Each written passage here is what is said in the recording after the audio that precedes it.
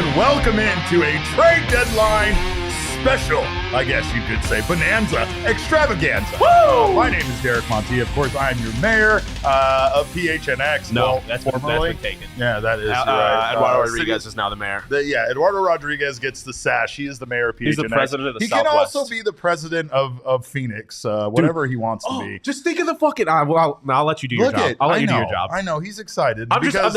Just wait until the day that Eduardo Rodriguez, pitcher for the Arizona Diamondbacks, fucking goes 9-inning shut piece on the Dodgers in the playoffs. It's gonna be magic. And no, they have not traded for Eduardo Rodriguez, but still, he's in charge of the public works. He is Mr. Electric. It is Shawn the Boss. That's why we call him that. He's the hype train. He doesn't get excited. He stays excited, and he's very excited about the things happening, including all of the trades the Diamondbacks have made. Even though one could argue they've been low key, somewhat predictable. We thought that we'd see the Diamondbacks make some under the radar moves. One very curious that involves a current reliever on the Arizona Diamondbacks that we will get to here shortly. But of course, the big news and that thing everybody wants to talk about right now is Eduardo Rodriguez invoking his no trade clause. Apparently, a deal was done. It was in place for the Los Angeles Dodgers to receive Eduardo Rodriguez from the Detroit Tigers in exchange for some package. And apparently, Rodriguez did invoke his no trade clause.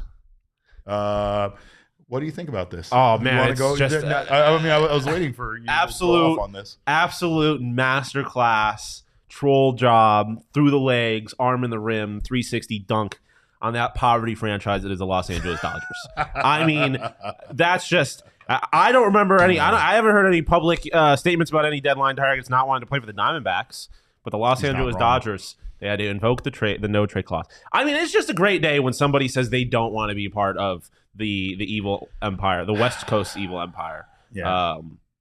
Oh man. I mean, I'm echoing the sentiment of the chat. He is. I mean, I already had a soft spot for him. He was a Boston Red Sox, and then he went to the Tigers and he went through some things for a beginning. Honestly, there's nothing that makes me better than when a player is like only good for a team I'm rooting for. Shout out Jacoby Ellsbury, you fucking bum. Yeah, I don't know. It is awesome. Fuck the Dodgers. I don't know where Jacoby Ellsbury got attacked in that thing. Because he was a Boston Red Sox and then he became a trader and went to the New York Yankees and just downright sucked for the New York Yankees after they paid him a bunch of money. That is a beautiful thing to see. You're a bum. You're a bum, Jacoby. Cool, got it. ERod, by the way, he still has the ability to opt out of his contract after this year, so he would still be considered, at least in many people's view, a rental, most likely based on his value, based on what he does in the second half of the season. He could very well opt out and not still be a part of whatever team he gets traded to. Just great though to not see the Dodgers get what they want. I don't know. Yes. It's like a spoiled kid that just gets everything they want. It's just good to see them want and not have sometimes, and that's fine. But the Diamondbacks have made some trades we're pretty excited about. Like I said, also some low-key, under-the-radar trades. The big one being what we did our emergency podcast on yesterday. That was a Paul Sewald trade. Let's take a look again. The Paul Sewald trade, the Arizona Diamondbacks get their closer. We did get confirmation from Jesse and other reporters who talked to Torey Lovullo yesterday that Paul Sewald will, in fact, be the closer. There will be no closer by committee. There will be no just factoring him into the bullpen. This man will be shutting down games in the ninth inning for the Arizona Diamondbacks. The Mariners receive, in turn, Josh Rojas, infielder Ryan Bliss, and outfielder Dominic Canzone. Some guys, a lot of promise there. I think that this is one thing I saw. Of course, a lot of people saying the Diamondbacks won, a lot of people saying the Mariners won, but most of the people that I think took a look at this trade that knew both franchises felt like it helped both franchises. I still don't know what the Mariners are doing this season. I got to be honest about that. But as far as I'm concerned, I feel like they're a team looking towards the future, as the Diamondbacks should be, which is what makes this move for Paul Sewald at least a very good move for the Diamondbacks. If they feel they're going to be competitive next year, it's a guy that's not a rental that can be here for a while. Still not the length that like a David Bednar brings, obviously, to with him, but still a very solid back end guy that has been incredibly reliable for the Seattle Mariners. Something that Torey Lovullo hasn't had as part of his arsenal. Yeah, no, I mean, I think he was 21 for 24, something like that on save opportunities this year. Yeah. I mean, obviously, we talked about it. his presence goes further than just him and Torrey. Like it provides stability for the entire bullpen, and hopefully you get better performances from all of them as well. But yeah, I mean, this was the most obvious. Like, you want to make the fans happy, go get a closer. You want to make the team better, go get a closer. Yeah. Basically, I think anywhere else you can convince yourself that it might be able to work. Like, you can convince yourself that you can get to the playoffs with if Zach Gallen and Merrill Kelly are doing their thing, and you get good outings from whatever young guy thereafter. Like, you can convince yourself that can work. You can convince yourself that the bats figure it out. But like, I don't think there was any doubt that like if they didn't have a solid closer, that wasn't going to work. Like teams aren't successful like that. Well, I think it was Brandon Stevens in the chat said, would you like to see a deal for ERod centered around Alek Thomas, or would it be more worthwhile to keep the no-fly zone intact? That's a difficult if you're asking me, I would rather see them trade prospects at this point. I agree. I just think that right now the defense is one of their calling cards, was their calling card when they were winning baseball games, when they were having a better, May, for instance. I just don't know if I don't know if you want to break that up. I don't know if it's worth it to break that up at this point. I don't know. Jesse brought this point up not too long ago, and I think it's fair. And like, I feel like I have a little bit of like an emotional attachment to Alek, just because I'm a huge I love a good dominant defensive center fielder. Yeah, Alek is incredible. I mean, even in this series in San Francisco, right? The triples alley thing, we saw him make a couple of incredible plays. It's crucial. Like he has certainly kept them in games or kept games closer because of his defensive performance. But at the end of the day, like I was getting at, Jesse brought it up not too long ago, the dude just can't hit. Like he's not a well-rounded MLB hitter for a guy you want playing in your playing in your lineup every day. And I don't know if his value is never going to get much higher. So I would hate to see the no-fly zone get broken up, but ultimately I would be fine if he was included in a trade, I think. I personally feel like we've seen him make some improvements, and I think that there's some mechanics that are hard to get rid of, right? I think that's probably the concern here. I think the other idea here is to get rid of somebody that could be a part of your future going forward. Yeah. For a pitcher that eventually, or most likely, is going to opt out and be out of the Diamondbacks' price range at the end of the season. So I don't know, but I like the other moves they've made so far. Another move the Diamondbacks made was for Jace Peterson, infielder that could potentially help out at third base, replace Josh Rojas in that kind of rotating, third baseman kind of carousel. Yeah, the carousel they got going on down there. The Diamondbacks don't give up too much for Jace Peterson. They do trade starting pitcher Chad Patrick. Again, this is one of those moves that you like to see. Of course, Chad Patrick could have a lot of potential, but for the time being, the Diamondbacks really need a good glove over there at third base, and that's what Jace Peterson brings. Hasn't been having a strong year defensively, or offensively, I should say, but he has been hitting pretty well in his last 15, 16 games. Yeah, I know when people look at that, they tend to think like it's like they made recency bias. But I mean, I don't know. You kind of want a guy that's hot right now. You kind of want a guy that's able to hit right now. And I mean, if you can get him for relatively cheap, bring him over and have him at least help out over there at third base when, especially with the injury to Longoria, then I think that this is a good move. Yeah, I think it's good depth. He's an older guy, so he's got that little bit of more veteran presence. And I mean, I think he fits the identity of this team as a kind of a role player. Looking at his baseball savant page, like most of the numbers don't jump off the page, but he draws a lot of walks. He walks a lot. Yeah. He doesn't chase, and he's got above average speed and an above average glove. Like. And that kind of, by and large, was the identity of this team when they were playing good baseball. It was good defense and chaos on the bases. And he's capable of providing both of those things. Especially once you get to the postseason, expanded rosters, all that. Like having a guy like this who could even just be big as a pinch runner. Like I think having any kind of depth, especially from a veteran like this, I think is a benefit. And when you consider they didn't really have to pay much for it, so it's a plus move. It's not a move that moves the needle a whole lot, but it is I think a net positive for the D-backs. Yeah, they're getting better, and they're trying to at least add some depth. The one move though that's a bit curious to us is this one. The one move made today so far. Andew Chafin has been traded to the Milwaukee Brewers in exchange for Peter Strzelecki.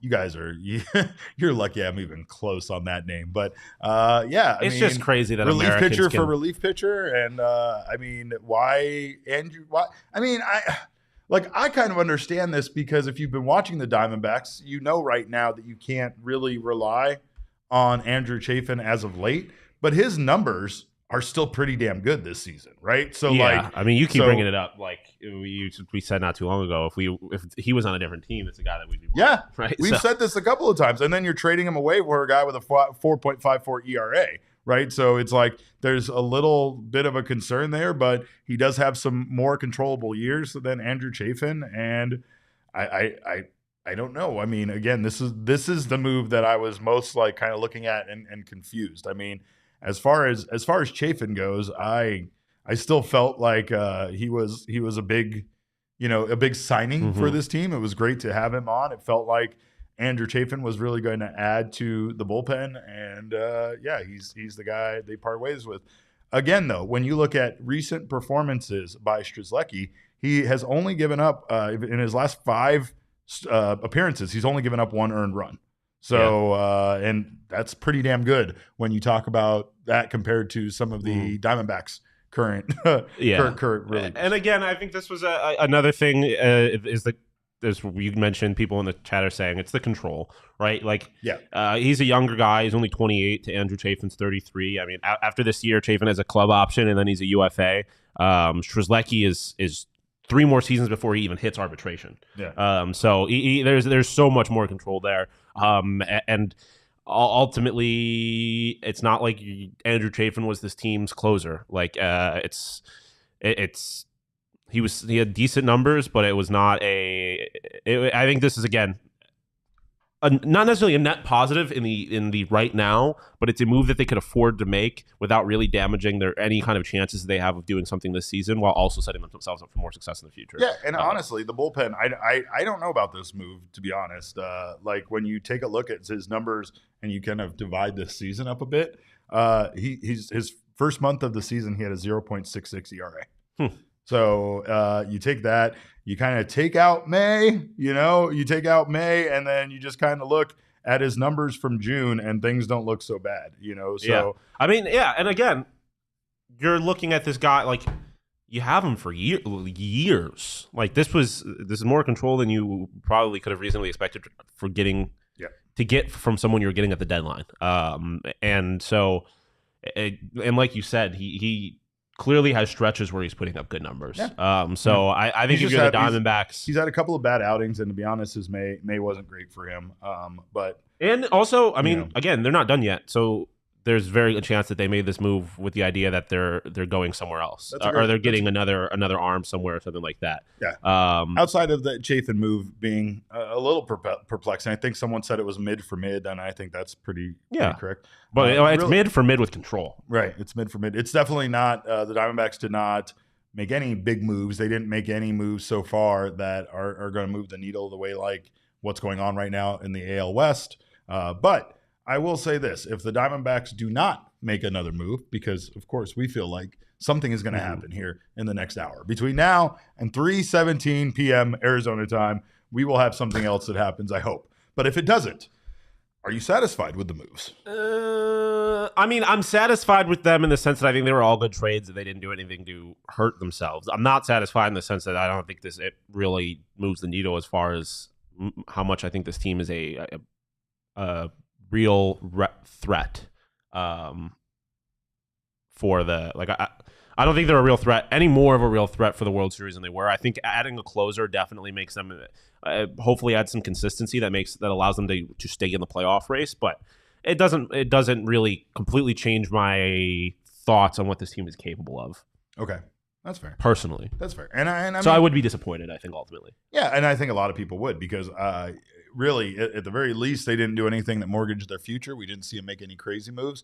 They did make some moves that would arguably make people emotional. I understand being upset about Dominic Canzone and Josh Rojas, considering how much we've gotten to know those guys.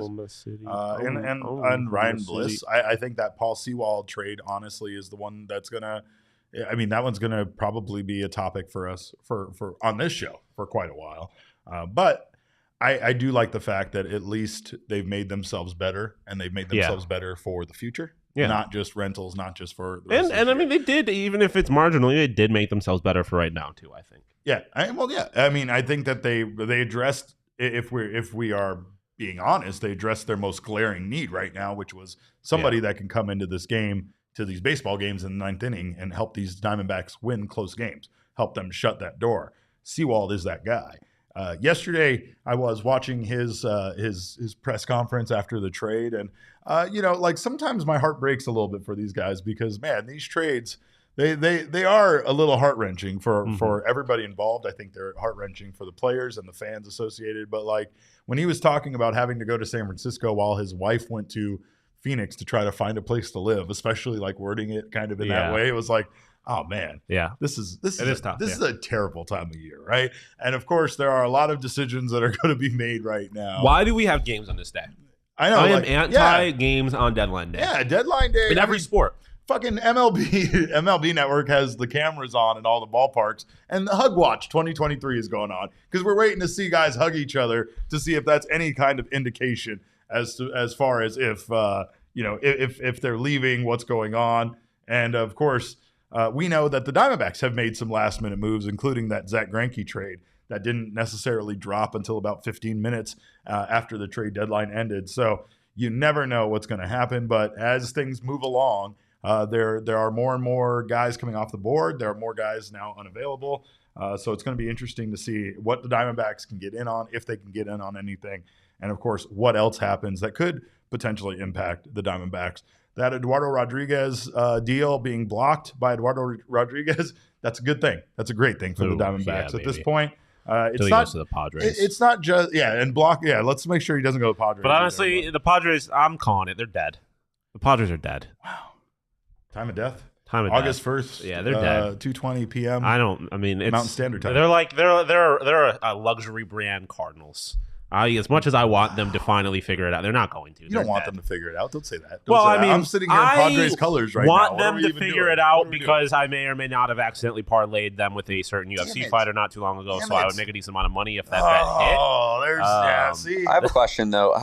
When you don't see any chance where the Padres finish above the Diamondbacks? Oh, yeah, I do. I guess they're not that far out. I mean, they're not far out, and the fact is that the division race really comes down to this last couple of months, right? Because we haven't seen each other in a long time. You never know. If the Padres beat the brakes off the Diamondbacks, that's absolutely a possibility. So, I mean, I'm not talking shit about them, but I will say what we're seeing and what we're going to talk about here next is like the Mets. These like at least the Mets have given up. The Mets are just like, fuck it, we're done. Dude, being a Mets fan, we're out.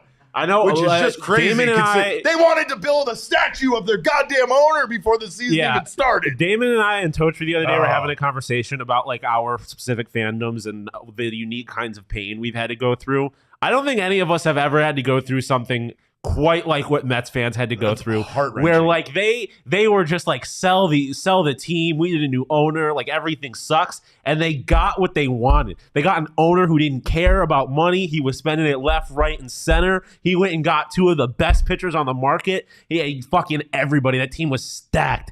And then it just, in a matter of weeks, really, like off rip, it just all fell apart in front of their eyes. That has to suck. They were shopping for confetti. They were like, literally. Where should we get confetti for the parade? They were winning the NL. And look at where they've gone. All their pitchers are gone. This is why baseball's great, because you can't fucking buy shit in baseball. You can buy all you want except for a ring. Yeah, exactly. You can buy all you want. You can want and it's weird because baseball really seems to be, and I hate to say this, but at the end of the day, it ultimately seems to be a thing where only the really elite guys can stay at that level after they get paid, because everything else is them working towards that end goal. For us, our end goal is a championship. Our end goal is a dynasty. Our end goal is to see our team succeed. That's not the end goal for a lot of these ball players, a lot of these athletes. The end goal is that big payday. And what we are seeing in baseball is fucking ridiculous paydays, huge paydays. And but like guys being, like we have the Bobby Bonilla Day thing. There's going to be the Mookie Betts Day thing after the Dodgers contract is come and gone, right? Like, so you have players that their futures are secured by the deals that they got, and they don't really have to do much because it's not a performance-based contract. It's a contract based on them just existing and showing up and doing their job, whether they're good or not. So I love Zone in Arizona's tweet that when Diaz trumpets are starting to play taps. Dead. The Mets are dead. That's funny. John said, what trade would make Derek lose his mind live on this podcast? Shohei Ohtani being moved at all. And let's be honest, the AL West has gotten so fucking crazy.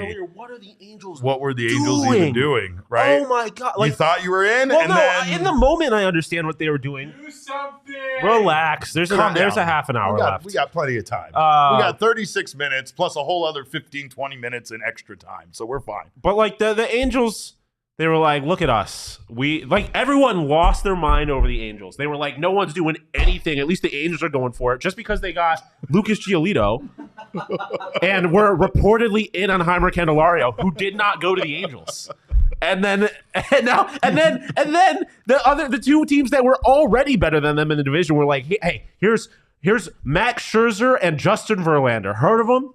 Heard of them? Go fuck yourself, Los Angeles. That's what happened. Anaheim. The Mets had a yard sale, and they only invited the Astros. And they the only Rangers, invited the Angels' worst enemies. We're gonna throw shade at the Angels because we don't know what they're doing. But when you're throwing shade, the best thing to do is grab yourself a pair of Shady Rays and put them on, so that when you throw shade at people, you have you got that premium polarized shade blocking the glare that you're giving people. But of course, here in Arizona, you need a good pair of sunglasses. So make sure to grab yourself a pair of Shady Rays. Use our code of PHNX. You'll get yourself a nice little discount. But most importantly, you need to know that Shady Rays has the craziest lost and replacement protection plan in all of eyewear. Whether you break your glasses, whether you lose them, even on day one, they told us they will send you a brand new pair. No questions asked. So make sure to hook up with Shady Rays and get yourself a pair of quality sunglasses that are not nearly as expensive as the more what's going on. Nothing, not like anything breaking. It's just you finish your read. Okay, I will finish my read, but and now I'm going to throw shade at you with my Shady Rays on. Independent sunglasses company, world-class product. Make sure to check them out. Of course, if you don't love your Shady Rays, you can exchange them for a new pair or get your money back within 30 days. There's no risk when you shop. Their team always has your back. So if you get them online, you can get those, of course, return them if you don't like them, if they don't fit your face. Nice. You can also check out their shop at Kierland Commons, where you can try on everything Shady Rays and make sure that you grab yourself a wonderful pair of sunglasses that you will love and enjoy for a very long time. Exclusively for our listeners, Shady Rays is giving out their best deal of the season. Go to shadyrays.com and use code PHNX for 50% off 2 or more pairs of polarized sunglasses. Try for yourself the shades rated 5 stars by over 250,000 people. What's happening in the baseball world? So a couple of things. It looks like, we don't know where, but both Tommy Pham and Colton Wong are getting moved. That's no surprise. Tommy Pham left the Mets facilities in street clothes after talking to the manager. And then Shane just sent me a text or sent me a tweet about Colton Wong saying goodbye to teammates in the clubhouse. So, hold the fuck on. Everybody stop. Stop right now. Stop right now. Whoa. What? Who is suggesting trading Corbin Oh my Carroll God! in the chat? You cannot do that. Who is trading? No, fucking Derek. Talk to me. You can't do that right now in the middle of a fucking MLB trade deadline. You can't just freak out like that. I'm sorry, Joey brought up. That is a fair question. It is a question we shouldn't really be wasting time on right now. But I mean, Corbin Carroll and a Shohei extension? No. It's a conversation to have. I don't want to have it right now. I'm just saying. Oh yeah. Anyway. I would take Tommy Pham. I know we talked about him a little bit. I'd take Colton Wong. I would take Colton Wong as well. I'll take Colton Wong for sure. I'd take Colton Wong. I also take OG's Brands gummies all the time. Whether I need to, whether I don't want to, whether I'm just having a good time, well, I mean, whether I'm not having a good time. Take them. No, if I don't want to, I still take them. You know what I mean? Like it's even if I say I'm not gonna have some, it's a bad idea, and I should turn around and switch around and get some anyway, right? Because it always makes me feel great, and they always have a solution. For all of life's problems, whether you need to get yourself a good night's sleep, they have the Sleep Edition gummy. Of course, if you are sore after a hike, you can check out Therapeutic Pegs RSO drops. Those are Rick Simpson oil. Of course, if you need some extra motivation, check out the Happy Balance gummies. They have whatever you need. They have. And you can check them out at your local dispensary. They have the brand new pink lemonade flavor that dropped last month. They have their mixed bag flavors with fruits and cream, so you can check out the variety that they have to offer and hopefully find a flavor that becomes your new favorite flavor. OG's is all about flavoring life, and they make it so easy with their wide range of flavors and functions. No matter what it is you need, OG's has a gummy for it. Check out OG's online at ogsbrands.com and on Instagram at ogsbrands. You can also find their products at your local dispensary. Must be 21 years or older to purchase. And then after you have yourself some OGs and you got the munchies, go check out our friends at Illegal Pete's. As Totri would say, get it in you. Legal Pete's. They have margaritas. They have wonderful food. They have bowls, tacos, salads, burritos, nachos, whatever you need. Of course, they also have their patio season, which is I know it sounds like a hot place to be, but it is. They got misters out there. They have a wonderful little section for you to hang out in. Of course, you can check out all of the wonderful deals that they have. Illegal Pete's is your go-to spot this summer. Kick back and enjoy an ice-cold margarita or cool off with a bucket of high noons. Just $22 for 5 high noons. Don't forget to follow them on Instagram at Illegal Pete's to stay updated on all their big events and deals going down this summer. Stay tuned to their stories to win free tickets to concerts you're dying to see. So Illegal Pete's is making your summer one for the books, not only in their restaurant, but giving away free tickets for you. And of course, you have a takeover event as well for you to join us at. So make sure if you want to join us for our next takeover event, you check out Eventbrite for our takeover event as well. We talked about the wild AL West. Oh yeah, that's what I was thinking. The AL West. Rich get richer. Rangers are working on Austin Hedges, according to John Rangers are working on Austin Hedges. Oh my God. Well, the Rangers are, and honestly, they're in a tight race with the Astros. So it kind of makes sense for both of these teams to be doing everything they can to re-up and do everything that they can to beat each other out in this division. Of course, that leaves the Angels kind of looking silly for any moves they made. Again, understand why they had to do it. You got to give Ohtani at least some kind of sign that you're trying, but damn, I mean, bad so fast. Let's just say, what do you think this is more for? Actually being competitive this season, or for showing Ohtani that you're trying?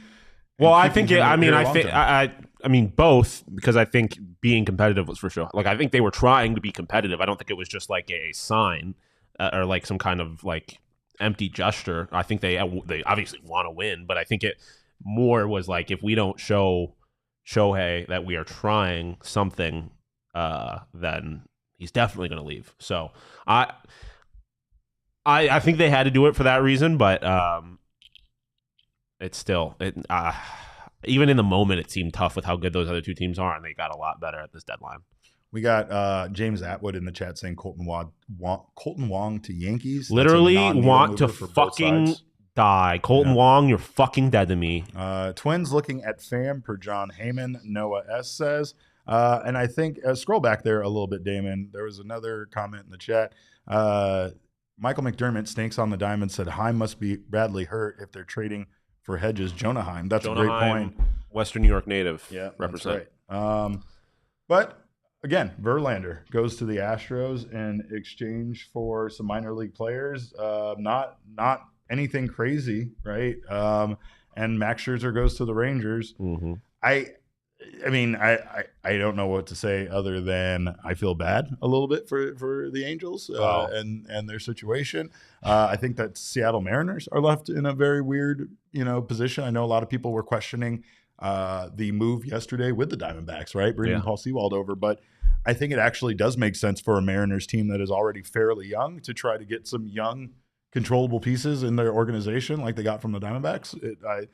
That's why I felt like that deal actually worked out for both sides fairly well. Yeah. But I think it also kind of is odd because the Mariners don't seem like they're playing poorly. I mean, at least to us Diamondbacks fans that just watched them take 2 out of 3. They're doing what the Angels should be doing and realizing that they're in the American League fucking West. Yeah. Like, they're not... They're playing towards making their team better for the future. And not necessarily they can't... If they're being real, which you have to be if you're a general manager, your chances of doing anything significant this year are tough. You just look at that division specifically, and then just also the fact that the AL East also exists. Like, that's not easy. They have a massive roadblock. So I understand why they're doing it. It would suck if you were a Mariners fan, because it did feel like, especially after how exciting last year was, it felt like there was something going on there, and you obviously have a guy like ERod, but you have to be ready for the future. Keeping our ears to the ground for some more trades happening. But what the hell went wrong in New York? I mean, is it essentially the are we talking about the New York Yankees? We're talking no. We'll never talk about the New York Yankees. Not with you on the show because it's just pure vitriol and hate. I thought you were saying what went wrong with the New York Yankees. No, let's talk about what's wrong forever. with the New York Mets. What's wrong with the Mets? I mean, really, at the end of the day, here is this just like is this the best example of baseball being a team that you can't create a dream team? I mean.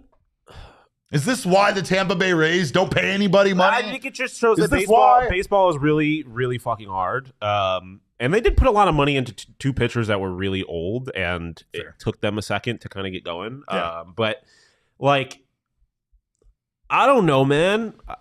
I just think God is a baseball fan. And I think, an alternative for there not being any kind of financial rules, he punishes... she punishes. Whoa! She punishes. God is a woman. God is a woman. She punishes the teams that spend all these money. Because I mean, the reality is, all these teams spend money and they don't win. The Yankees never win. The Sox stopped spending money, but they were winning for a while, but they didn't spend like the Yankees. The Dodgers don't win. The Padres aren't winning. Like the Rangers are probably going to shit the bed in the playoffs because that's just how this shit been going. Because teams that spend a lot of money don't necessarily win. It's teams that build franchises in an intelligent way, like the Braves, which I mean, I know they have as many World Series as the Dodgers, but still, the Dodgers, like when you consider the stuff that these teams that are spending all this money are trying to accomplish, they usually don't do it. So I don't know why that is. It doesn't make any sense from like a economic theory perspective, I guess, but I don't know. That's just how baseball goes. First, our microphones are on the table, pal. I know. Second, I'm emotional. Here's the wild part. I want to know what the table did to Shawn. I know. Let's hold up. I want to know what the y'all table are did to Shawn. overreacting just because I have a metal can on it, so it makes a little more noise every time I hit The guy is pissed at the table. I want to Mo making a good point. Where was God during the late 90s and early 2000s? Dealing with other stuff. He abandoned us. Dealing with other stuff. He abandoned us. But the one thing about the Justin Verlander and Max Scherzer trades is how much better does that technically make these teams? The reason why I bring that up, Max Scherzer has one of the highest ERAs he's had in 15 years. But it's a lot different. It's a lot different when that's supposed to be the back end of your rotation and not your ace. No, I get that. Because they don't. Because like the reality is, the Rangers were fine. I don't think they needed Scherzer. And at this point, he probably would be the number 4 in the rotation or something like that. But same thing with Verlander. Verlander has a 3.15 ERA, which is his highest ERA since 2015. And I know we're not 2017. You can't really be reacting too much on what guys have done recently, but Verlander is, I think, a little bit of an exception to that because he struggled at the beginning of the season. He's been amazing recently, and I mean, he won a Cy Young. Yeah. So, like, I think you can look at him and be like, what happened for the first half of this year with new rules in a new environment was a little bit of an anomaly. Now he's going back to somewhere he's been pitching. The Verlander one, I feel, is going to end up being worth every penny. And as far as Scherzer's concerned, the Rangers they really just or clearly don't care about money. They're going to expend whatever they feel like they need to make their team even marginally better. And that's, I think, that's what they did with Scherzer here. I'm glad it's in the AL though, because I can kind of root for these teams and not really feel any kind of way about it. Yeah, just watch it. Just like enjoy the Rangers, baseball games. I might have said this before on the show. The Texas Rangers are the first ever professional baseball game I've ever gone to, so I have like kind of a soft spot for them. So if they want to be good, as long as it doesn't interfere with the Diamondbacks, I don't really care. That's cool. The Astros. Michael says Scherzer's 39, Verlander's 40, expecting him to continue to pitch like Hall of Famer was unreasonable. But the fall How off fucking dare you? The fall off was drastic. Don't do this. Don't do this because you did this to Damon. You did this to Jesse the other day. No, you're not a professional fucking athlete, Derek. I'm still at the top of my game now. I'm still. I could beat 21-year-old Derek in a foot race right now. I know I could. I mean, yeah, I didn't do great in dodgeball. I was going to say I didn't do great, but neither did you. I don't know. Damon was the MVP. Damon was the MVP, of course he is, because that's why we're Damon's dogs. But if I could, I would bet on Damon on the Bet MGM app. But he is not currently available. Odds change on Damon entirely too fast. I will say this: speaking of the Bet MGM app, I think it's underrated that not enough people do smaller bets. I think that there is a lot of fun to be had when you fire up the Bet MGM app and get down on the tiny bets, right? Oh yeah, absolutely. It allows you to throw $3 on like a crazy parlay, But you never know. You never know. A friend of mine, $13,000 on a $10 bet just because he bet home runs, right? Yeah. Is it a bit like a lottery? Sure. You have no idea, but it's sports. At least we know more about sports than we do about where lottery balls are going to land. Guess. It's an educated guess. Like other the casinos and stuff like that. It's complete random. It's a luck of the draw. I can make an educated guess as to whether or not I think the Arizona Diamondbacks are going to win tonight. That's absolutely right. So get down on the BetMGM app right now. If you are an existing user, you can get on Nerfy Fridays that we've talked about. We love Nerfy Fridays. No run first inning. That's a Nerfy. No run first inning. You can bet a no run first inning bet on any MLB game. All you have to do is bet no on the will there be a run in the first inning market. If your bet loses but only one run is scored during the first inning, you will receive a bonus bet back equaling your stake up to $25. Of course, those are on Fridays. For only on Fridays for those Nerfy Fridays. But of course, if you haven't signed up for the BetMGM app yet, use bonus code PHNX. There's a few different offers depending on where you live.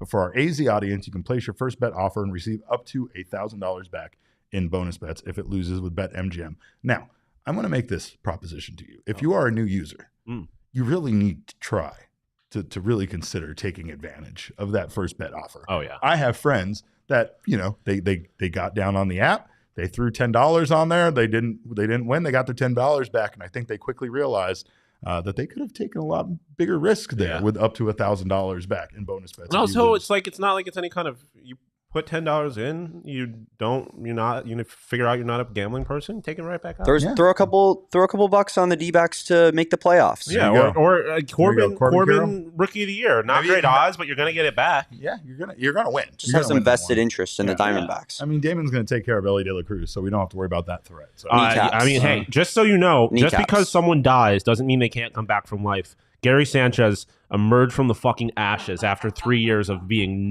dog shit. So just be ready. He can come back. He's right about that. But I thought I had defeated somebody. Yeah, you never know. You never know. That's the kaiju way, right? Like kaiju never is dead. The kaiju's always going to come back. But again, make sure you use bonus code PHNX. That's the most important part. Check out the show notes for full details. And now listen to Shane talk about the disclaimer. Gambling problem? Call 1-800-GAMBLER. Colorado, D.C., Illinois, Indiana, Kansas, Louisiana, Maryland, Mississippi, New Jersey, Ohio, Pennsylvania, Tennessee, Virginia, West Virginia, Wyoming. Call 877-8-HOPE-NY or text HOPE-NY 467-369 New York. Call 1-800-327-5050 Massachusetts. 21 plus to wager. Please gamble responsibly. Call 1-800-NEXT-STEP Arizona. 1-800-522-4700 Nevada. 1-800-BETS-OFF Iowa. 1-800-270-7117 for confidential help Michigan. 1-800-981-0023 Puerto Rico. In partnership with Kansas Crossing Casino and Hotel. Visit BetMGM.com for terms and conditions. U.S. promotional offers not available in D.C., Kansas, Nevada, New York, or Ontario. Well, if you guys are here right now on the PHNX Sports YouTube channel, we thank you. These aren't real glasses. If this is your first time these here, are real. Those are real. I'm just trying to make myself look smart. Of course, we thank you for being here in the channel. If you haven't subscribed yet, do so. Stick around. Sign up for notifications. That way you don't miss when any of our shows go live. Leave us a thumbs up just so that you know you're enjoying the content, and if you don't, I'll make him slam on the table more with his fist. Of course, if you're listening on the audio podcasting side, we thank you for being here as well. Leave us a review. We always appreciate the feedback, and make sure you're subscribed on that end as well. What is Zone taking shots at me for my MW2 skill level? What are we doing? I'm pretty fucking filthy, to be quite honest with you. I don't know what my KD is though, because I can't get back in the game. I've been grinding camos like crazy to Call of Duty, and I won't lie, I gotta step back. First time in my life I've ever unlocked the purple top level camo where you have to get gold and platinum for all of the guns. First time in my life I've ever gotten there. That's ill. Chris C with the super chat. Thank you, Chris C. He says just got some frozen yogurt. That sounds delightful right now. I would love some frozen yogurt. Hopefully this will turn into trade victory frozen yogurt. Yeah, I know. Did you bring some for everybody, Chris? Well, the $5 will go towards me buying yogurt for myself. What do you get on your topping? Figure it out. What toppings do you get on frozen yogurt? Oh, that's a good question. I like Reese's Pieces. I'm a big Reese's Pieces guy. Are you pro gummy? Not really. I'm so anti-gummy worm because they get hard. They get hard. And they're supposed to be gummy bears.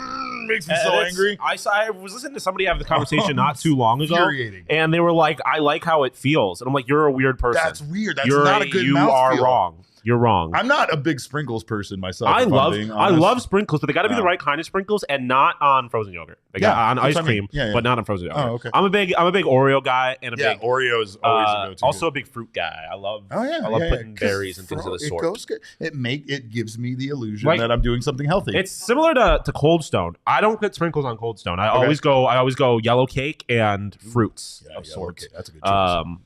Absolute money. But yeah, thank you for the super chat, Chris. We're gonna start the frozen yogurt podcast, and that's gonna be for diehards only. So make sure to lock in for that. I want to have just pointless conversations. I want to call it like back table talk. Because we have dumb conversations at that back table. I am a certified snackologist. I have done over 200 episodes. In the middle of such random ass conversations. We had a bread conversation that lasted over like 3 different days. I am still mad about the bread conversation. Don't even get me started on it. Become a diehard, and you will get the. And then you can convince these guys that bagels are fucking bread. Back table talk. Oh my God, don't even get me started. But yes, become a diehard today. If you haven't joined us already, this is the kind of value you get. But you also get all sorts of wonderful other things. You get a free piece of merchandise from the PHNXLocker.com. You get 20% off all future purchases. You get access to our newsletter, including Jesse's full count newsletter, and Gerald Bourget and everybody, all the great writers around here, all their newsletters. We'll be adding some writers as well. So we're going to have some more great content for you guys as well to check out. Not only that, but you will get discounts with our partners, including a $50 gift certificate from our friends at Mountain Mike's Pizza. You'll get a Dobson Ranch card, as well as all sorts of other wonderful discounts, invites to events, discounts on events, members only merchandise, and so much more. And of course, one of the best things about it is to be a Discord member over at the PHNX Discord Lounge. You got Petey literally just giving you, if you're a Coyotes fan, the value you get from Petey in the Discord is worth the price of our Petey is such a personable person that I think people forget that that's not the kind of person you usually get to have conversations with.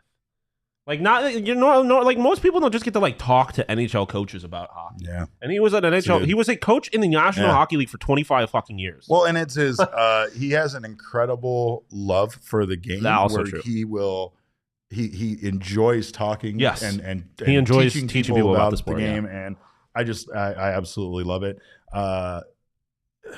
Michael says we need Derek to convince Costco to bring back the chocolate frozen yogurt. They took the chocolate frozen yogurt away?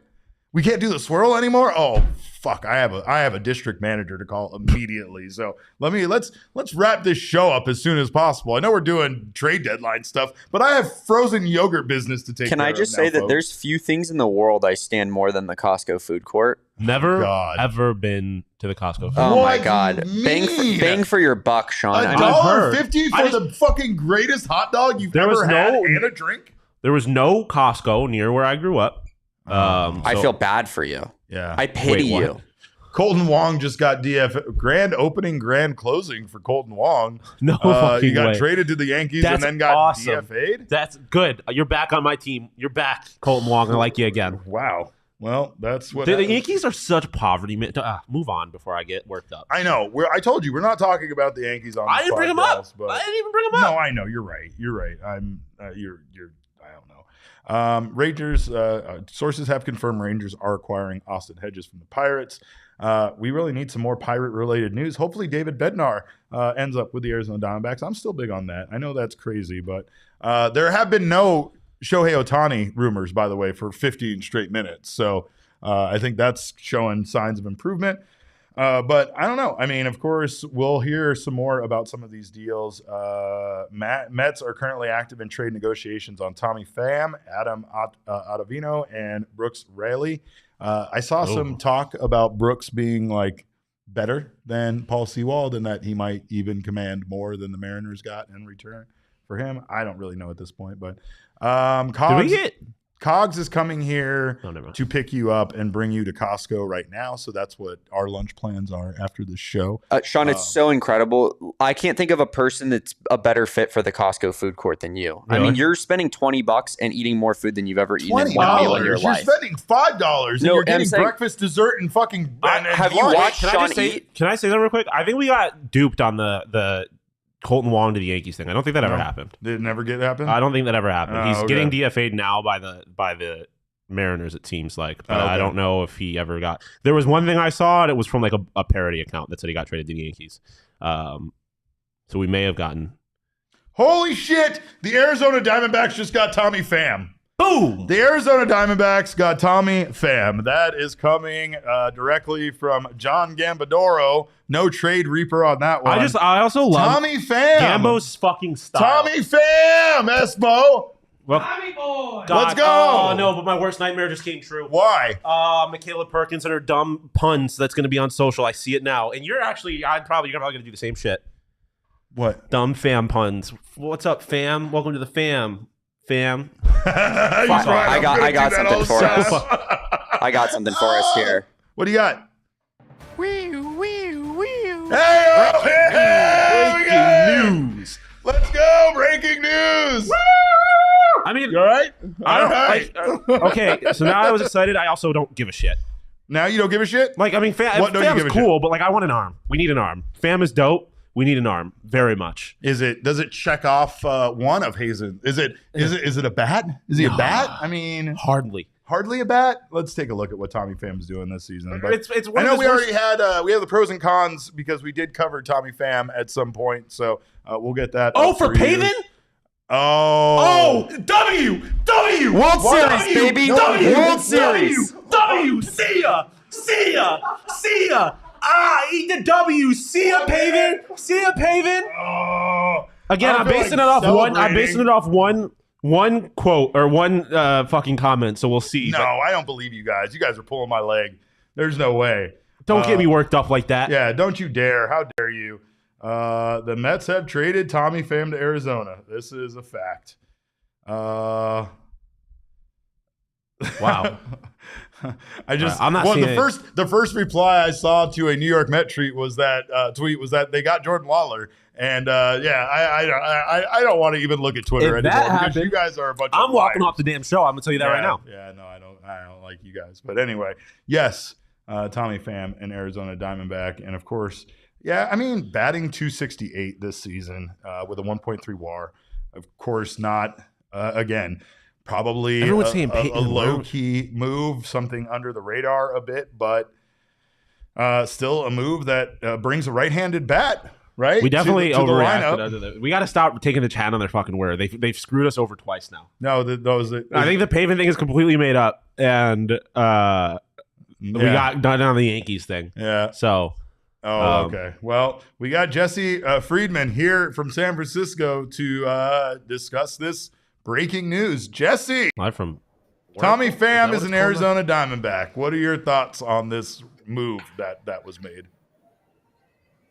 Yeah, I mean, a name that we've definitely talked about before. Not too surprised by this. It makes a lot of sense for the Arizona Diamondbacks. Mike Hazen has talked about wanting to add a right-handed hitter. And it sort of always felt like that was going to come in the form of an outfielder. And Tommy Pham is that guy, right? He's had a nice bounce back year this season, 268, 347, 477.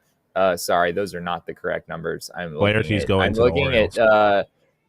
2015 numbers. Give me 1 second here. I think his current numbers are strikingly similar, oddly enough. 268, 348, 472 in 2023 with the Mets. So he's 35 years old. He's a veteran. We talked about him on the show before. He's not an outstanding defender. He's definitely not a center fielder at this stage in his career. He's a corner outfielder, but he should, really help the Diamondbacks against lefties. He gives you an opportunity to maybe not play Alek Thomas in those games. You could have an outfield with Tommy Pham and Lourdes Gurriel and Corbin Carroll, mixing in Jake McCarthy potentially as well, depending on what you want to do defensively. So, I think it makes a lot of sense. And I guess we're just sitting here waiting to see what the Diamondbacks gave up in order to make this happen. Flaherty just went to the Orioles, going to the Orioles, it looks like. So that's another starter off the board. Jeremy Rodriguez is the return for Pham for the Mets, I guess. We still don't know what the return that's is. What a bunch of people in the chat are saying. Yeah, but Jeremy Rodriguez? That's what a bunch of people in the chat are saying. I don't know if it's true in yet. exchange for Jeremy Rodriguez, a 17-year-old shortstop currently playing in the Dominican Summer League. So that's what it ended up costing the Diamondbacks as far as a prospect. Fantasy football just got crazy here. Yeah. So, Jesse, I guess we already covered kind of some of the other trades, but what are your thoughts on what has gone down in the last 24 hours for the Arizona Diamondbacks, and what's the mood kind of like there in the clubhouse with some of those guys that are on the main roster being traded away? Yeah, we haven't gotten the clubhouse yet. That'll be about 30 minutes or so from now. A lot is happening over here, guys. We've got Mike Hazen talking in about 20 or 30 minutes. We've got Paul Sewald, of course, making his arrival today. We're going to talk with him in about a half an hour. Jace Peterson will also be in the clubhouse, of course, as well. So a lot of new faces around. But yesterday, talking to players before and after the game, it was clear that they really valued the trust that this front office is showing in this team. And that's something that Torey talked about as well. He kind of knew this was coming. It sounds like Torey Lovullo has known for a while that the Diamondbacks were planning to push the chips in, that they were planning to buy. But, this is sort of like a public declaration of that. The Diamondbacks went out and got Paul Sewald. They went out and got Tommy Pham. They also, as I'm sure you already discussed, traded away Andew Chafin in a deal that was fascinating. And I know we're 7 minutes out. Deals, I will say, deals do often get announced after the trade deadline. I remember the Zach Greinke deal back in 2019. That was like a good 10 to 15 minutes after the trade deadline had ended that reports of that came out. So I still am kind of wondering if the Diamondbacks aren't done here. Maybe I'm crazy for thinking that. I guess on the starting pitching front, it sort of feels like it's Eduardo Rodriguez or bust at this point. With Jack Flaherty now off the board, they're on a lot of arms. I guess he's out there. There have been some rumblings there as well, but it seems like most people are expecting he's just going to stay put because the White Sox are setting the price extremely high. And according to reports, the two teams that are in on Cease are the Orioles and the Dodgers. Well, I'd have to imagine the Orioles. And the Orioles are probably out now with Flaherty, and you could imagine that maybe perhaps the Dodgers don't necessarily have enough. Yeah, the price, especially after the ERod thing, the price for the Dodgers is going to be crazy high, I feel like. So, yeah, who knows? I feel like I would like Dylan Cease. If he wants to be a Diamondback, I would take it. I think at this point, it might start looking at like this might be it. I mean, of course, like you said, Jesse, the deals could go down and then they don't get announced until after the deadline. But let's just call it now. What are your thoughts on the trades that they've made? Do you think it's enough to potentially give this team a kickstart, considering the way they've been playing as of late? A kickstart, yes. I think the Diamondbacks clearly are better. I don't really view the loss of Andew Chafin as really taking a huge step back. The D-backs have some good depth in that regard with, Joe Mantiply still down in Reno and Kyle Nelson pitching pretty well. Tyler Gilbert has also pitched pretty well since coming up for the D-backs as well. But yeah, it's interesting. I'm kind of curious what you guys feel as well. It sort of felt, yesterday you go out, you get Paul Sewald. It's only a year and a half of control. You figure the Diamondbacks would want to maximize their chances of making something happen. And I think they've done well, but I'm not sure. Did something happen, Shawn? Shawn's like, no, I was bro, what Brett brought up, I never thought about the fact that if Tommy joins them in San Francisco, we get Tommy versus Jock in person. That would be pretty incredible. We need that. We need that to happen. But Jesse, I mean, I don't know. I guess our thought here is that the Diamondbacks have kind of suggested that they feel like they have the right pieces internally to be competitive, and that the trade market might not have gone their way, so they might not have added the pieces that they necessarily wanted to add, or necessarily maybe be as aggressive as Mike Hazen wanted to be. Looking at what they've received, though, I feel like even though they're not huge names that jump off the page at you, they went out and got guys that are playing well lately, and the guys that can contribute, I think, to helping this team in some of their shortcomings that they currently have. Obviously, the most glaring one being Paul Sewald giving this team a closer, allowing Torey Lovullo to pivot now and to use a closer instead of this closer by committee coaching idea that he's kind of gone with all season long. But I do feel like the other guys are an attempt to bring in, again, Jace Peterson. His numbers don't look great for the season, but as taking a look at his numbers as of late, he's been fairly consistent guy getting on base. And I feel like they went out and got a guy that has had a rough season at times for the bullpen, but also has been playing pretty well, at least in his last few games that he's been playing. I did want to ask, did you have perhaps an update on Strzelecki, because it would appear, I think I'm saying his name right, Strzelecki. He hasn't played lately. Has there been like an injury issue or something like that with him, or was he?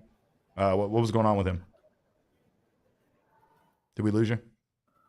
I don't know. We haven't talked with anyone about it. That's a good question. He hasn't. I'm looking at his game log here. So he hasn't pitched since June 27th. So that is a little while ago. His status is reassigned to the minors, it looks like. Oh, okay. So I guess, somehow when I was initially going through some of his numbers, I didn't see that. But yeah, he's actually been pitching in AAA. It looks like he's pitched 7 games down there this season. Numbers aren't great down in AAA either. It seems like he had a really strong start to the year. For the Brewers. I think he had like a 0.6 ERA or something like that. Yeah, 0.66 for the first month.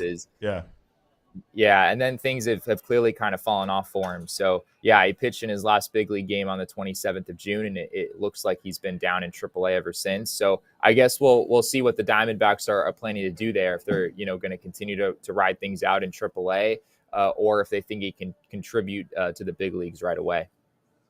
In regards to the pieces the Diamondbacks have received, when will these guys be available for them? Will Paul Sewald be able to pitch in tonight's game? That is my expectation. Yeah. Torrey said that he said yesterday that Sewald was arriving today at 1 p.m. And like I said earlier, we're about to go talk to him down in the clubhouse, and same with Jace Peterson. Any guys they acquire today, I would guess it will take until tomorrow before they would be available in a game.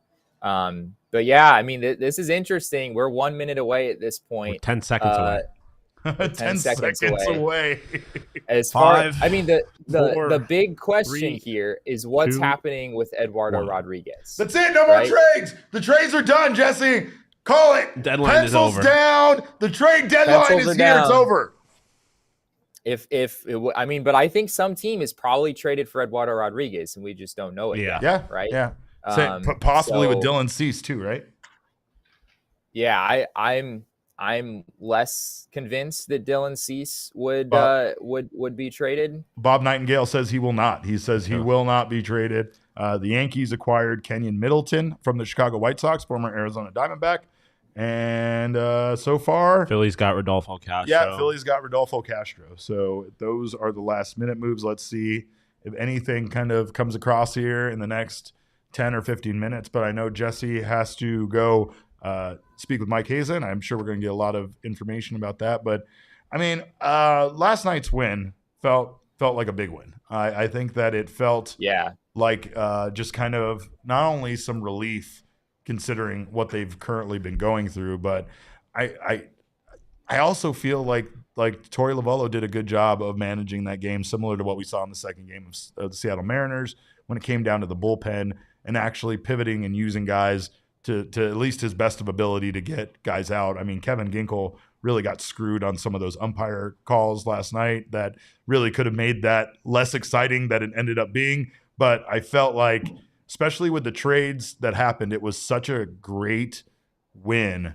to just remind this team of who they are, what they're capable of, and also that they're going to have some reinforcements coming to help this bullpen be better, be more consistent, and just be more reliable. Yeah, it was a pretty good showing from the bullpen yesterday. I think it was 4 1/3, 4 2/3 innings. They didn't give up a hit, which is pretty impressive. So obviously there was the 1 run in extra innings, which wasn't earned. But yeah, the bullpen looked pretty good all in all yesterday. Scott McGough looked pretty good, locking things down there in the 11th inning. So yeah, I mean, I think it was a big lift for the Diamondbacks, and this series is pretty enormous, right? I mean, a 4-game set here in San Francisco. The Giants are still, even after yesterday, still atop the wild card standings right now. So this is just insane. I mean, that screenshot that we posted last night of the NL playoff picture in the wild card, right? Where you've got the Giants up a game, and then you got the Phillies a half game behind them, and then you've got 3 teams, including the Diamondbacks, in a 3-way tie for that 3rd spot. this is going to be, a crazy run the rest of the year. And we just got trade reaped by Gambo. Gambo said the trade deadline has ended, and while some things do sneak through in the minutes after, I can say the Diamondbacks are finished. So, whoa. So that's it. That's the ultimate trade reap. That is the ultimate trade reap. I don't like how that feels, to be quite honest with you. Colton Wong was officially DFA'd by the Mariners. The lack of a starting pitcher still feels very much like a disappointment. Yeah, I'd agree. I will say, outside of that starting pitcher not being added to the Diamondbacks rotation, this feels like a win. Does it not? Yeah, of course, it would have been great to get Eduardo Rodriguez or anybody to call in reinforcements. And I don't know if that trade for Jack Flaherty or even a Dylan Cease is really enough to say, wow, those Arizona Diamondbacks now are a top contender for a championship this season. Right? So the most recent update on the Eduardo Rodriguez situation is that he invoked the no trade clause to stay close to family on the East Coast. So I would not, obviously Gambo trade reaped everything, but I think that is also probably not coming to the Arizona Diamondbacks. Yeah, no, that's well. We don't know whether the Diamondbacks were on his no trade list or not. Yeah. At least I'm not aware. We know that the Dodgers were. I don't think the Diamondbacks are, although we haven't gotten any kind of confirmation on that. So if the Diamondbacks traded for him and he wasn't, and they weren't on that list, then he wouldn't have a choice. But you can understand. Baseball players are people, and they do have families, and maybe pitching for the Detroit Tigers isn't the coolest job in baseball, but you can understand why his family situation would play into that. But of course, Gambo saying the Diamondbacks are done. I'm inclined to think that is the case, even though I still sort of wonder if Eduardo Rodriguez is ultimately going to be heading somewhere here in the next 5 or 10 minutes. Yeah, I think because it can take 30 minutes for these moves to all trickle in, and even though they might be agreed on, for them to be made public. I think for the Arizona Diamondbacks, the starting rotation, I don't know how strong it looks, but Mike Hazen really did want to add a consistent bat, a right-handed bat, an outfielder, and I think they did that with Tommy Pham. This, again, is our official trade now for Tommy Pham.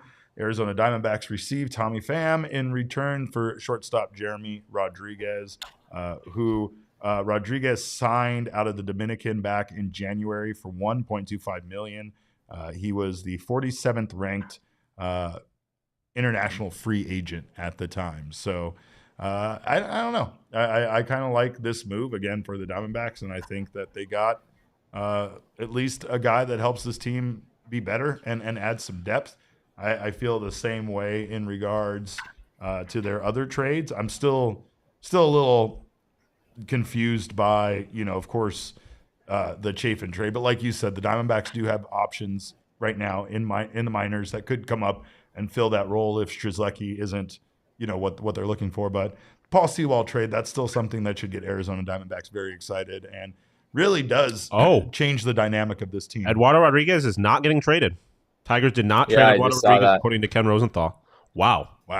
What are they doing? Well, that doesn't make any sense. That's just dude. Detroit. You want to talk about a real poverty franchise? The Detroit Tigers. What are you doing? Well, what are we doing? We've talked about You're gonna lose ERod it for nothing. But no, we've talked about ERod quite a bit, right? The one problem with ERod is that even though he has a player option, or he's extended through next year, he has a player option to opt out at the end of the year. He's most likely going to do that with how good he's been pitching and try to go for that real money. So again, it's like weird because the Tigers should have been willing to part ways with him for anything, for next to nothing, just to try to improve their franchise, right?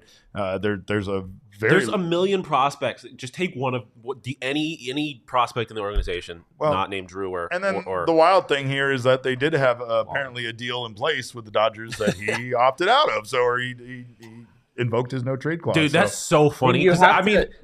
Go ahead, Jesse.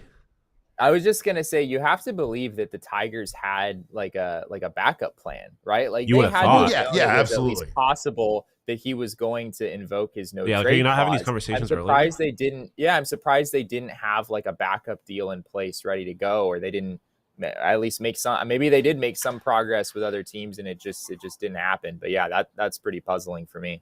It's just funny to me that like we were sitting here being like, "Oh, look at the Dodgers, ha ha ha ha," like you losers. But really, like, The Tigers. The Tigers lost. are the real losers. The Tigers here. lost. Yeah, they gave away everybody except for probably their most valuable asset. Yeah. Well, and they still kept a lot of relievers too. I don't believe Alex Lang moved. I don't believe a few of their guys moved. So the Tigers felt like they were going to be much like the White Sox that just got rid of everything. ERod turning down a trade. I was kind of saying ERod turning down a trade to the Dodgers though kind of feels like he was traded to the D-backs.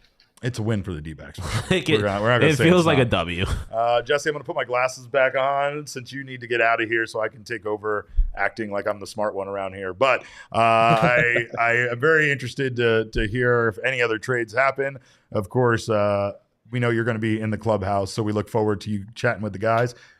Keep it locked to Jesse Friedman while he is in San Francisco. You can follow him on Twitter at Jesse N. Friedman. And, of course, keep it locked here as well. We'll have plenty of great information from Jesse as well as some interviews with the guys when they arrive. And hopefully we get to see Paul Sewald make his debut tonight and get that first save for the Arizona Diamondbacks. Jesse, when will you be home?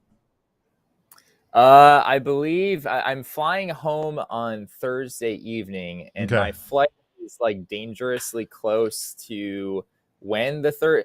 I need Thursday's game to be like a good pitch clock game and not go for like hours. Otherwise I'm in like missing my flight danger. So we'll see how that unfolds. Big baseball guy here, as opposed to just leaving the game slightly early. Yeah, he's gonna miss his flight. He's gonna miss his flight. Well, if you're picking one or the other, we know which one Jesse's picking. But hurry back on Friday. We got the Cornhole Nights, and I need you here to help us lose because we haven't been very good without you, but I'm sure we won't be great with you either. What are the Pirates doing? Yeah, we're still very confused about a lot of these lack of moves, Jesse. But we thank you again for being out there in San Francisco and look forward to some more from the Arizona Diamondbacks and their newest members.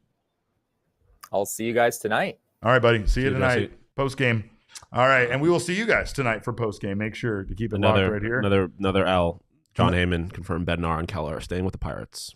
Is that an L though? Well, here's what I feel. It's an L for the Pirates, I think. What are you guys doing? Well, Bednar has years of control. That is true. So it's not like he's a guy they needed to get rid of. Yeah, what I'm going to say is that I'm happy, much like John says right here, I'm happy Fott didn't get moved. I'm happy if a lot of guys within their system didn't get moved.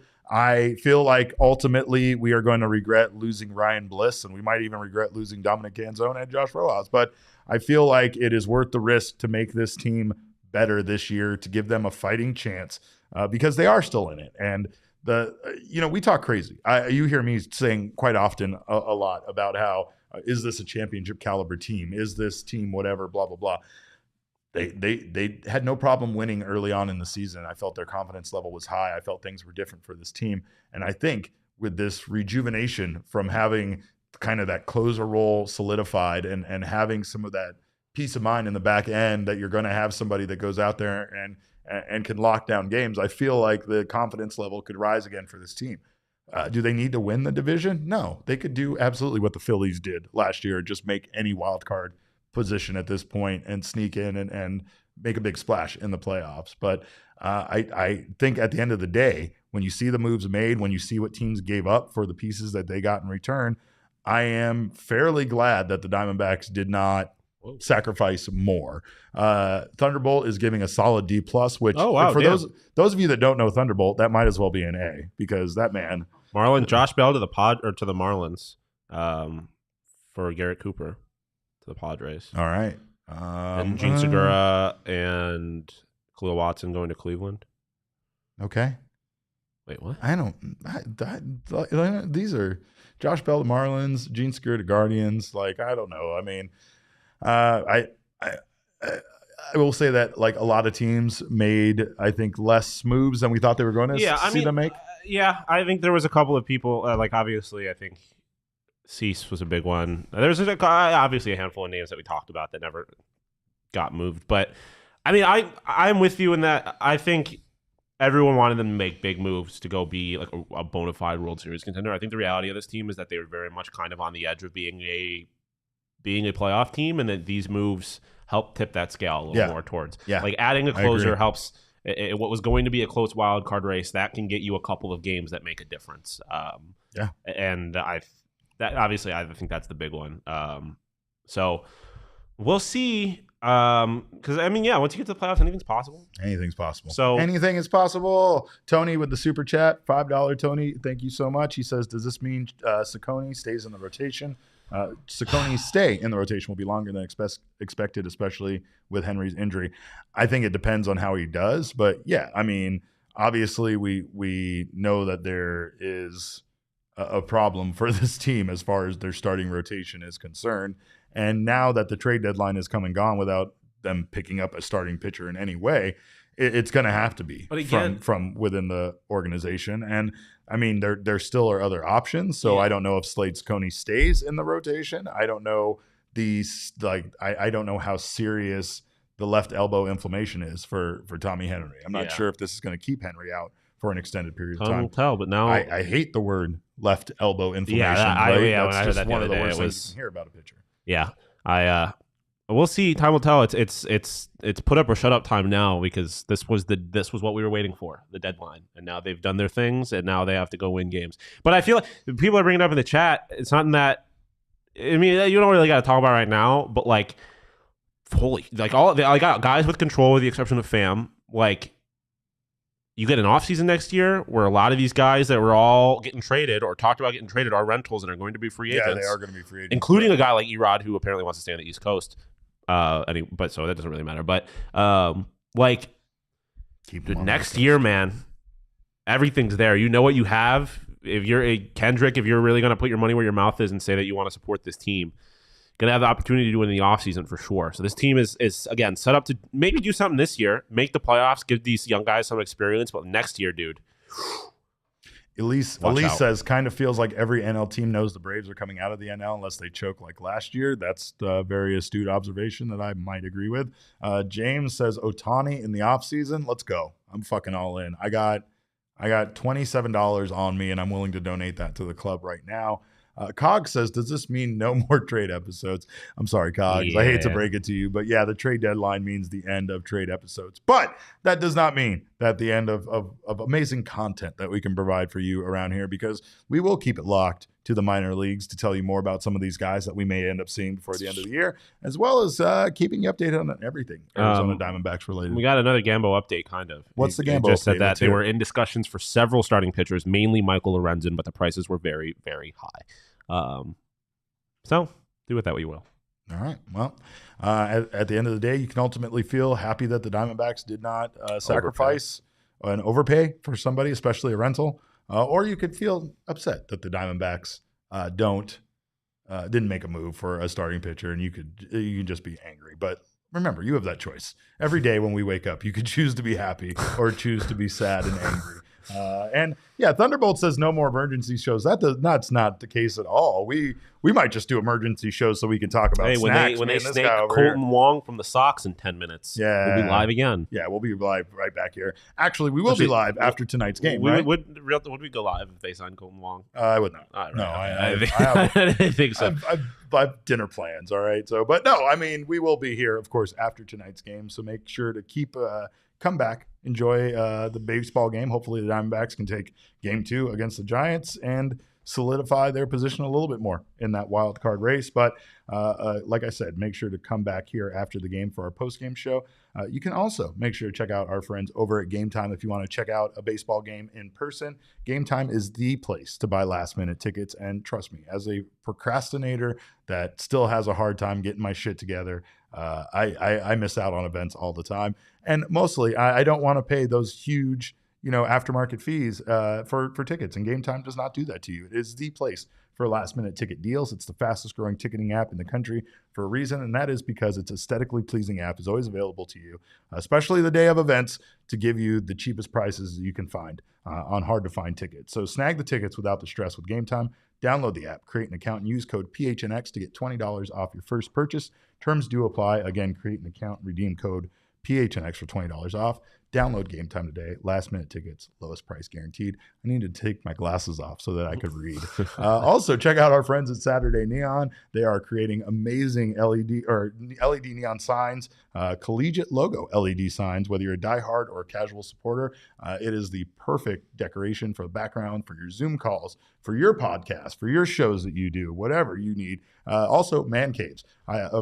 We met some new. Like this is what happens when you're old. I'm going to tell you this. Sometimes because of your kids, you meet people. You know, you're like at an event where both of your kids are taking place in this event.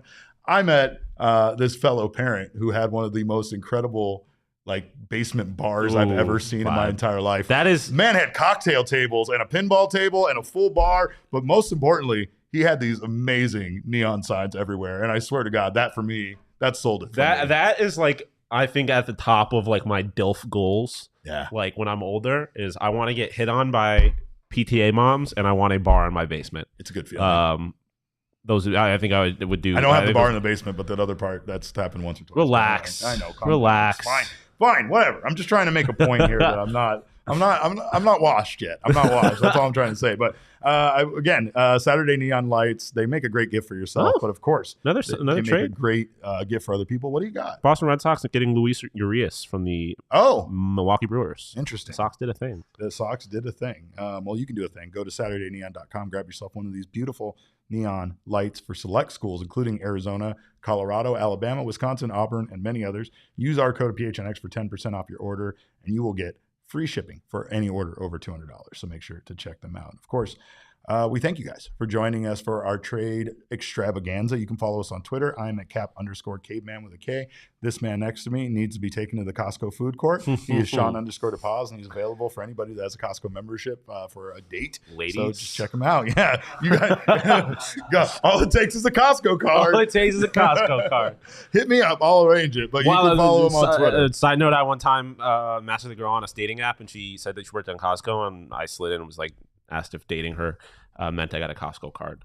Did she say no? She didn't respond. Oh man, that's a quick way to get on the outs with someone from Costco. Yeah. But make sure also to follow Damon.